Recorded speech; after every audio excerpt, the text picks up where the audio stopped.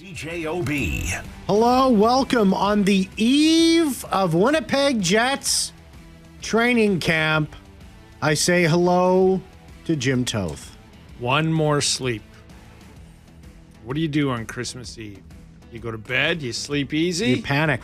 You panic? You panic. Like, I got to get to that gas station and buy my wife something. Is that what you just do? like, no, it's Santa Claus is I on his way. forgot I have a son now. I got to go buy him something. It's midnight on Christmas Eve. A bag of Cracker Jacks ain't going to cut it there, Jim Toth. They haven't for years, although I do enjoy Cracker Jacks. Yeah. Very I haven't had Cracker Jacks in a while. No, Santa Claus is coming to town. You know, somebody's going to have to guzzle that glass of milk, eat half that carrot, give it to one of the reindeer. Eat the cookie. Eat some cookies. Yeah, it's the eve of training camp. Someone's got to put those presents under the tree. Do you think any player anywhere for any team is like, oh, I didn't do enough this summer. I'm nervous. Any player? Yeah, I think so.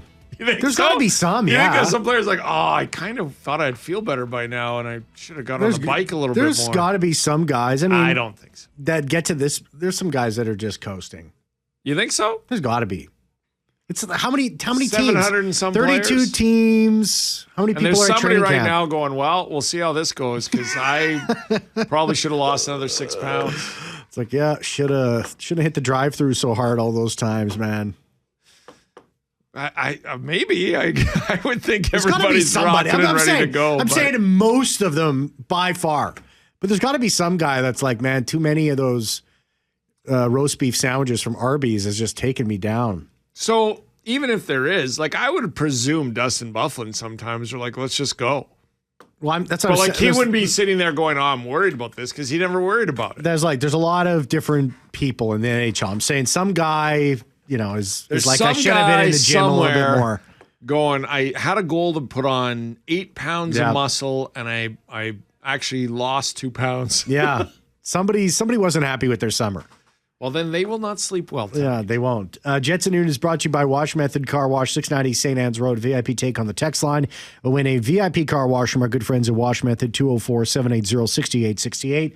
We'll announce the winner later in the program as we're coming at you live from the Boston Pizza Studio. Boston Pizza, where kids eat free all September long. Conditions apply. While you're at it, download the Jets at Noon podcast free now on Apple, Spotify, face-to-face on YouTube, wherever you find your favorite podcasts, with plenty of memorable Jets talk and episodes and special content exclusively found there. So you can take Jets at Noon wherever you go, whenever you want. We have a great conversation about pressure and some playoff numbers across the NHL in regards to Connor Hellebuyck.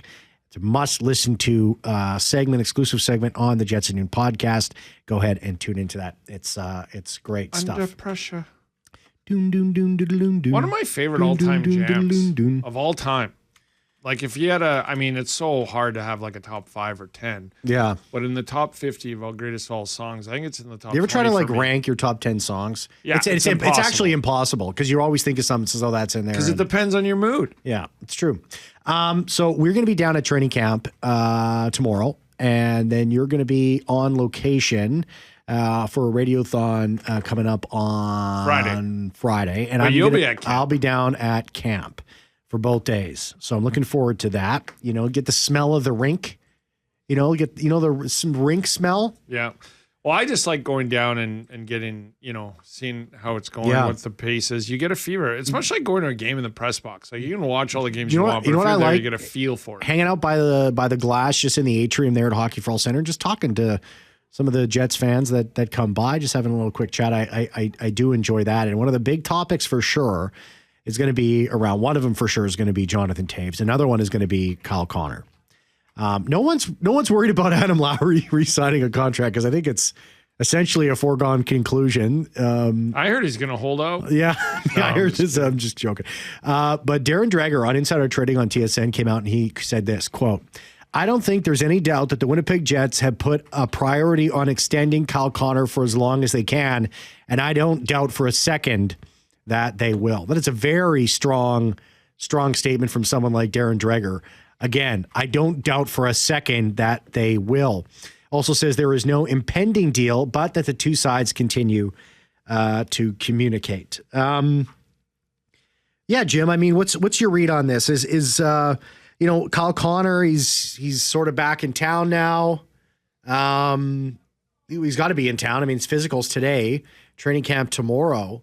Do you think that this is where the conversations are really starting to be like, okay, let's sit down, let's hash this out? Is it physicals today or tomorrow? They're on ice starts tomorrow, so it's physicals today. Okay, physicals today, so Wade and tagged. Look, this is what I kind of was assuming was happening. I think that, and this gets lost on a lot of fans, because if you're going to get offered 10 or 11 or 9 or whatever $1 million a year for several years, you kind of want to get that done, right? But I don't think they think that way. I think they had their exit meetings. I would presume that Kyle was the one who said, look, I don't want to get a call in the middle of July and then another one at the end of July and then another, when I'm on the lake or I'm on with my kid and my wife or my family or on the golf course. We have a year, and I would be more than happy. I want to be here. Can we discuss it when we get back before the start of the year, much like you did with Scheifele and Hellebuck? Now, I know Scheifele and Hellebuck they had before, and then so I just think this is starting now. I think that's why the insiders have this information. I think they got back and they're like, hey, can we, for sure, let's talk it. I'm in the hockey mode right now after having my summer off and no hockey other than keeping in shape and workouts. So I don't read too much into this at all. I think he wants to be here. I think the team wants him to be here. And I think now they've just started. I think what everybody's been speculating about on why it hasn't happened yet is because we don't know the parameters of when they want to do it. And there are parameters. Like, when do you want to discuss this? Some guys are like, hey, I'm open throughout the summer. I would presume if you're a Nito rider, you'll do it in the season. You want to talk extension? Let's talk it. Let's at any blah, point. blah. But for guys of this ilk, if they don't want to spend their summer on emails and phone calls, and I know that sounds ridiculous, but the business part of it, it's not like this business is not going to be done, is my point. And when they want to do the business, and they both probably agreed. Kevin Cheveldayoff's probably the same way. Yeah, I would like to have my summer too, so I'll focus on everything else like the draft and stuff, and we'll get it done when you're back. You're back, so I think the work is now being done. And there's always angst. Is that the right word to use when it comes to these sort of contract negotiations and extensions and all that? Everybody wants it to have already happened, right? Do you feel that there's any sort of rush here, Jim, to get this done? Is it like it has to be done before the preseason starts on Sunday, or it has to be done before the regular season starts, or it has to be done before Christmas? I mean, is there a timeline here that you're thinking like, if it gets past this point, it's time to panic? No, I don't. I think Kyle, like I said, he'll not dictate, but he'll say this is when you can, or his agent will go, this is when Kyle wants to get phone calls and emails from me about this, and wants to get into it. So and when I say that, like, the agent probably does 80% of this, right? And Kyle has a number in his mind, and he would have a discussion with his agent. But then the actual back and forth and all that, like most agents. I mean, the angst around Kaprizov, we're going to talk about that at the bottom. The angst around Jessi Connor Pierce McDavid. Why are these players not panicking? Why is one turning down $128 million in Minnesota? Because the money's going to be there. It's just, I think there's angst and frustration if this goes on for a month and the regular season has started, and then Kyle Connor, like, what is holding everything up?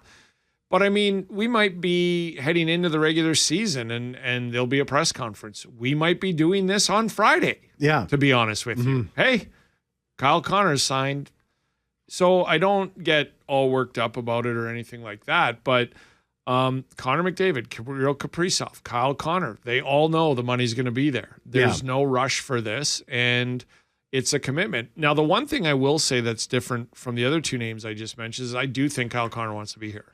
I don't think it's a. I don't think it's a secret. I don't think there's a lot going on in the ways of Connor McDavid might be going, what do we look like in 2 years? What is your plan in 4 years? If I commit to 6 or 7 or 8 years with 11 unrestricted free agents, what do we look like 2 years from now? I think that's a fair question for a guy who's going to commit to a team that long. And I don't think that's a problem with Kyle Connor. I think Kyle Connor doesn't have to ask Kevin Cheveldayoff what they're going to look like next year after this year. He knows.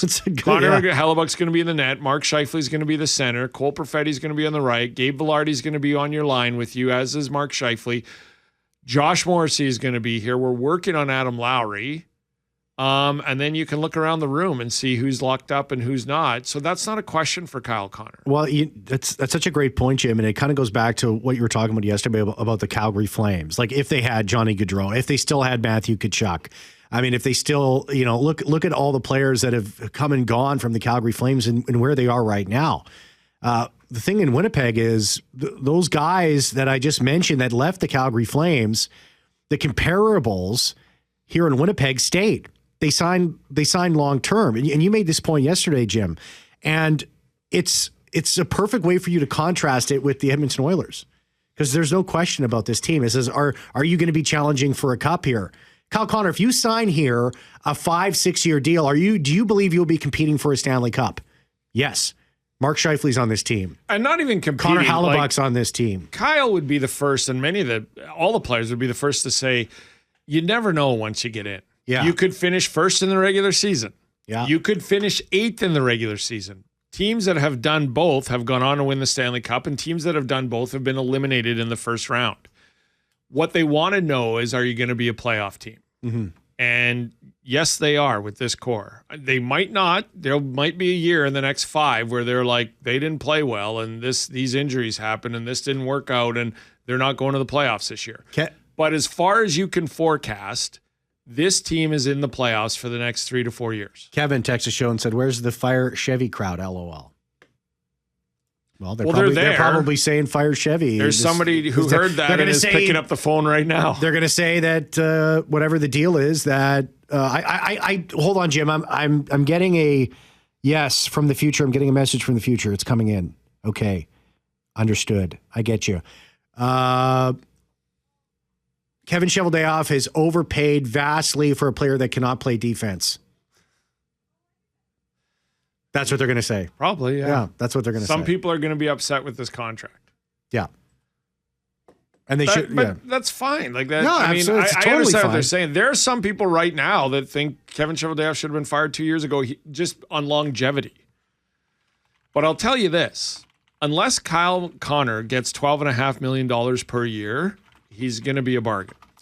204-780-6868, 204-780-6868. Call the Boston Pizza Jets and Noon hotline, open 24/7, 204-780-6800. Boston Pizza, kids eat free all September long at Boston Pizza. Dine and only, see store for details. Call that line. Number one caller will be awarded a $50 gift card to Boston Pizza on Friday. Did you hear anything from the Leafs availability today? Craig Berube, Brad Treliving. I heard Treliving had a quote about Morgan Riley. Yeah, let's talk about that too. And Berube also had a quote about Mitch Marner not being on the team anymore. I'll play really? I didn't see that. I'll play that for you. I want to hear that. And Jim Toth on 680 CJOB. What excites me is I don't have to hear Core 4 anymore. Hopefully I don't have to hear it from you guys the whole season. It's Leafs coach Craig Berube joking about without Mitch Marner. I don't have to hear you guys mention the words Core 4 together. Now, hey, guess what, Berube? Tavares? Don't you kind of want to, when he comes to town, go, how's the Core 4? Well, who's your new Core 4? Is Riley now in the Core 4? Just out of the blue, though. You know what it is now, Jim? With William Nylander, Austin Matthews, and John Tavares? Now it's the Key 3. So how's your Key 3 doing? If I were you, I wouldn't poke Craig Berube too much. I would ask him legitimate questions. I would delve in. I would want answers. There was something but I wouldn't poke him There too was much. something interesting about Morgan Riley that you wanted to highlight too as well over in Leafs land. Yeah, well, I just heard Treliving, and sorry, I should have wrote the quote down, but they were basically saying, he had a good offseason and things, and then sorry, I should have wrote this down, but then Morgan Riley replied, like, I did a lot of reflecting this offseason, and it stood out to me that the GM would mention that about a high-end defenseman like Morgan Riley, but then I liked that he said I reflected a lot. I think there's more to come from Morgan Riley. I think as good as a player as he is, he could be better and do more, and that's a fascinating 2 quotes about, I think he goes home and gets ready for the season, comes back and plays in the NHL. He could be a top 10 scoring defenseman in this league on that power play in the past couple of years. I think they need more from him. Jessi Pierce, Minnesota Wild reporter and podcaster, will be with us after this. What is going on with Kaprizov in the Wild? We'll discuss when we come back. Jets at Noon is brought to you by Wash Method Car Wash, 690 St. Anne's Road. VIP take on the text line and win a VIP car wash from my good friends at Wash Method, 204-780-6868. As we're coming at you live from the Boston Pizza Studio. Boston Pizza, where kids eat free all September long. It is September. September 17th, to be exact. My little guy's birthday yesterday. Oh, happy birthday, little guy. Asked him what he wanted for dinner, and he said bugs and sauce from Boston Pizza. That's what he got for birthday dinner. Nice. It's always fascinating when kids say, I had a friend whose son always wanted bacon, so he'd make him as much bacon as he wanted, just that one day of the year. He's a fitness guy, like in shape. And your son's birthday is just exactly a month before mine. Before your birthday or your little guy? My little guy's birthday. It's October 16th. We're co-hosts. We have to plan these things. So that's good. I'll always remember now because it's easy to remember now. I'll just remember that it's a month before I knew it was next month because I love you that much. Yeah. Well, our whole lives, including our personal lives, have to revolve around each other. Did you know that it was the 16th? Like if I would have put it to a quiz, you would have known that? Can I be honest with you? Yes. I didn't even know you had a son. No, I'm just kidding. Jessi Pierce, Minnesota Wild reporter and podcaster, is joining the program. Hey, Jessi, how are you? How are your kids doing, by the way? I mean, I just had an 8-year-old, or he just turned 8 last week on the 9th. It was my wedding anniversary on the 16th. My birthday's at the end of the month. September, the fall is a great time to celebrate just life, right? Jessi, you come to Winnipeg, you eat for free at Boston Pizza. Just tell them Cam and Jim sent you. So in. Yeah. And then you might have to cover it and we'll have to reimburse you because they'll be like, who? But you go do it. It might be difficult. Always a stipulation. Yeah. It might be tough to track me down too. I'm not easy to find. Jessi, there's a ton going on in the Minnesota Wild. They've had the most interesting week, and I think not necessarily. Well, I don't know. I guess it depends. Let's if you don't know what's going on, let's catch everybody up to date. There was a report that came out that has since been confirmed by the general manager of the Minnesota Wild, Bill Gurian, that Kirill Kaprizov was offered a contract for, was it 7 or 8 years? Was it 7 or 8, Jessi? For $16 million. 8 years. For $16 million AAV. So 8 by 128. Which would have blown away the next biggest offer in the history of the National Hockey League, which I believe is held by Leon Draisaitl at $14 million. Since then, there's been somebody leaked something, and this got out to the press and to the media. And since then, there's been reports that things are, some people are saying things are going okay. Other people are saying that things are not going well. And then there's other people that are saying that this is just part of the negotiation moving forward here, where you have a team like the Minnesota Wild that very much need to keep somebody like Kaprizov on their roster moving forward here. So, Jessi, what are your thoughts on this whole situation going on in St. Paul? I mean, it's a lot, right? Like, Kirill Kaprizov is the first bona fide superstar that this franchise has ever had. Marian Gaborik, when he came along, certainly fit that quality. But Gaborik, injuries, his whole career here in Minnesota isn't as beloved as Kirill Kaprizov is, and he has exceeded what Gaborik achieved. He's broken records. He's won the Calder. He's done everything. He has been kind of the messiah here in Minnesota. So naturally, fans want to keep him around. Naturally, Bill Guerin recognizes the importance in keeping a player like this around. So I see that's where the 8 years comes in. From Kirill Kaprizov's perspective, if I were to put myself in his mind, 8 years is too darn long for a team that can't get out of the first round of the playoffs, right? I think, to me, that would be the first reason I could see Kirill turning down that offer. Yes, a very lucrative offer at that, but 8 years is long. He is in his prime because, Kirill didn't come over here right away as a young pup. He stayed in the KHL, and it took a while for him to finally get here. When that contract kicks in, he'll be 29 years old. So does he really want to spend 8 years in an organization that isn't quite there just yet? I do think they're getting closer and closer each season, but they're only going to be able to do that with Kirill. And so it's paramount that they get him signed. The money situation is the other big question mark, because earlier on last season, Minnesota Wild owner Craig Leopold very blatantly said, no team will outpay Kirill. No team can pay more than what we are willing to pay. If I'm Kirill and his agent, I'd say, okay, prove it. Put your money where your mouth is, and we could do better than $16 million. So I like to believe, having worked with Kirill in our media capacity for the past few seasons, to him it is about winning. He is a guy that wants to win at all costs. It's less about what that AAV is, but I imagine it's got to be more surrounding the term. So I can see, the curious thing is we never heard what that counter offer is, but I bet it's probably within 4 to 5 years. but probably at a steeper price at maybe $17 million. Who knows? First chance we'll get to talk to him is tomorrow at the opening of training camp, but it is going to be, again, paramount Bill Guerin gets this done. And his last contract that he signed with the Wild, it was for 5 years.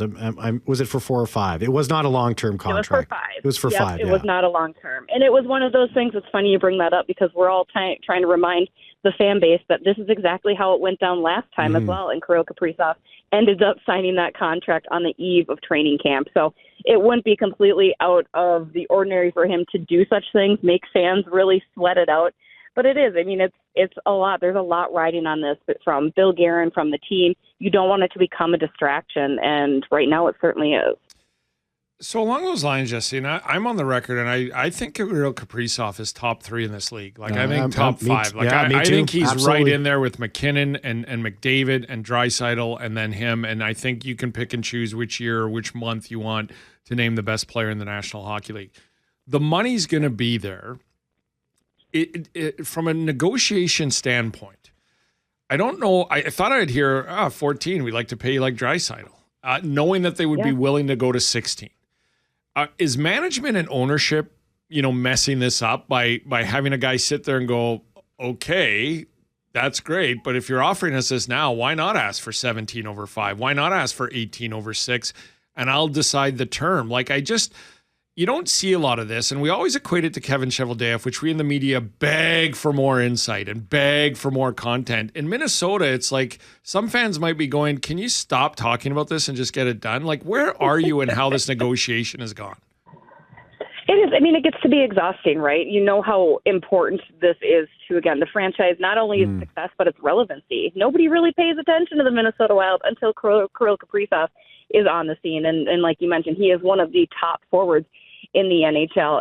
It's very curious. Ownership, I think, here in particular is very more involved than maybe some other franchises. And Craig Leopold is a guy who loves his team. He wants to win. If you've noticed, Minnesota has never really had a down year necessarily where they've had to just completely start from scratch and rebuild. They've always just had the moniker of, well, we're okay being just okay. We just want to get to the playoffs, right? Which isn't necessarily the mentality that is going to excite a player like Kirill Kaprizov, right? You want to get in there, you want to win, you want to get to the conference finals, you want to do, what Connor McDavid has done for the Edmonton Oilers. I keep bringing that up because it's very similar. However, Kirill Kaprizov is everything to this franchise. Like, they are really, truly nothing without. He is the most valuable player. There's a reason that he won the Calder, right? He was in contention or conversation, early on before his injury last year for the Hart because he is everything to this organization. Without them, they aren't getting anywhere. You saw that in the 41-game absence that he had last year.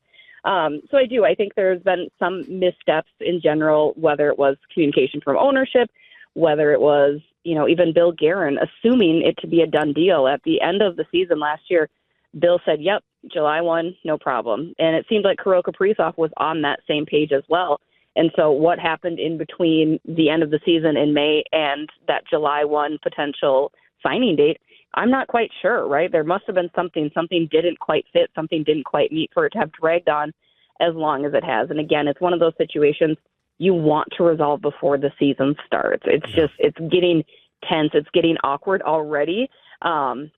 He's so beloved here. We have fans, though, that are now starting to change their narrative on him because they think that maybe he's greedy. I've never seen so many people say trade Kirill Kaprizov in my entire life, which is just insane. Well, but that's kind of where it's at. So you need to have a resolve soon. And I don't want to interrupt you here, but we had this conversation today. I said, Cam, this is the beginning of how you lose star players that want to remain with you. Well, because when you make it public. It's when you and fans. Jim and I have opinions on who leaked the information. I don't know, Jessi. We probably anytime information like this comes out, I look at who it's benefiting. Yeah. And if you offer $128 million and 16 million AAV, it benefits the team to let this know he said no to this. And this is how, I'm not saying it's happening or it's close, but when you have star players that want to stay and you leak information like this, this is why Kevin Cheveldayoff is Kevin Cheveldayoff. It begins the process of now people are turning on me because you put this out on purpose. The same goes for a player when an agent goes on a radio show and goes, oh, blah, blah, blah, blah, blah. Then the team starts to sour and fans, like, it doesn't have to be this way. And I look at the Matt Boldy contract. I think that's fair. We watched what happened with Marco Rossi. Damn good contract. Like they've handled everything so well. Brock Faber deal, with how they've handled things. This is the anomaly of how I think that I don't know why this is happening, because everything else they've done with this roster I like. Right. And I think Kirill's agent is much tougher than some of the other agents for the roster in that room, too. Again, he's a guy that's very well known to go out and get the most that he can for his player. But at the end of the day, there's that stark reminder of Kirill is in charge of this as well. Like, Kirill has some accountability in this situation. It's not necessarily just his agent saying no. I mean, Kirill also said no, and you're absolutely right. This go-around compared to the last re-signing of Kirill, we know too much. As fans, as media, there's so much more known about that contract leak. And as you mentioned, Bill Guerin never denying that was fake news, just saying, I don't know who leaked it. I'm not quite sure. And there was even a quote in the local paper yesterday where it definitely, Bill didn't have the confidence necessarily that he's always had, where he basically had said, we want Kirill. And it was kind of it's in his court now. It's in his determination. So again, you're right. It's playing out much more publicly this time, and it's kind of whose side are you on? Is it mismanagement and Kirill not having the team around him, or is it, Kirill being greedy and the team trying to do everything they can? Until we can have a chance to speak with Kirill, it's really hard to figure out which is which. Well, and we'll all be listening and watching for that conversation tomorrow. One more quick one for you, Jessi. Is Carson Lambos, is he on this roster this year, the Winnipegger? Possibly. With the way that the blue line is kind of questionable, Jonas Brodin will be inactive for the on-ice portion. He'll be skating solo, with an injury that has been undisclosed as to up to this point. But with that, there's a little bit of wiggle room on the blue line. Now you have younger guys like David Juracek, who obviously Minnesota gave a haul for. You also have Z Bouillon jumping in. But I think with Broads out for at least the early start of the season, it very well could be. And Carson Lambos is a guy that they've been watching very closely in Iowa, and a guy that has been generating a lot of excitement. So I would love to see him have a great camp, have a great preseason, and see where it goes from there. Jessi Pierce, Minnesota Wild reporter and podcaster. Thanks so much for your time. Awesome stuff. We'll talk again as the season goes on. Always a pleasure. Always great having you on, Jess. Always, boys. We'll talk soon. All right. Take care. 204-780-6868, 204-780-6868. It also circles around back to Winnipeg. And do you think Kyle Connor will get done in my mind? Yeah, without it. Yeah, me too. Is it 8? Is it 7? Is it 6? Is it 5? Yeah, years I'm talking about. Yes. Yeah. That's the big question here, because the money's going to be there. You're right about that. It's just. And that's what the player will dictate. The player will dictate how long they'll sign for. The money is there. The money's going to be there. But that's interesting when she said, is it $17 million over 5 years? That's interesting, right? The AAV goes up. Yeah. It shouldn't be up to the player to make the roster good. And what I mean by that is last time Connor McDavid got a contract, he said, do not pay me this much. I'll take this and build me a team around. Mm-hmm. Shouldn't be on the player to do that. It should be on management to talk to the player to go, and I can pay you up to 20% of the cap. I would like to pay you up to 17 so we can help, Yeah.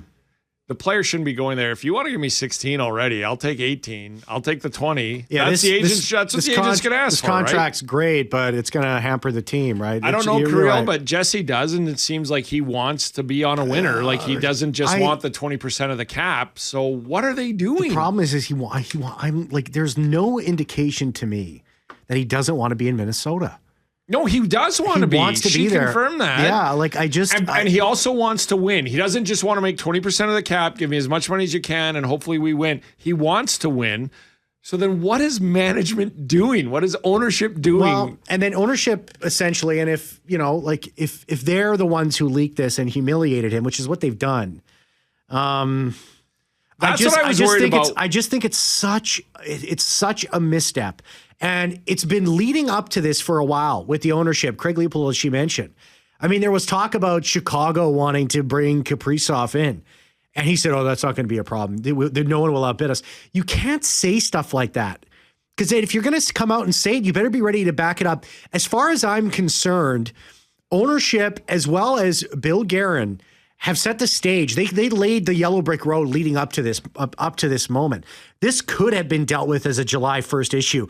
And you're right, Jim. They should have came in and said 14 mil and negotiate up to $16 million. Jessi just said she's never seen a higher fever for fans to say trade Kirill Kaprizov. It's all derived from the leaking of 16 million AAV and 8 million, and he turned it down. How do you think he's feeling about management right now? Mr. Chance, get your thoughts on the show today. Call the Boston Pizza Jets at Noon hotline, open 24/7, 204-780-6800. Boston Pizza. Kids eat free all September long at Boston Pizza. Dine and only. See store for details. I can't begin to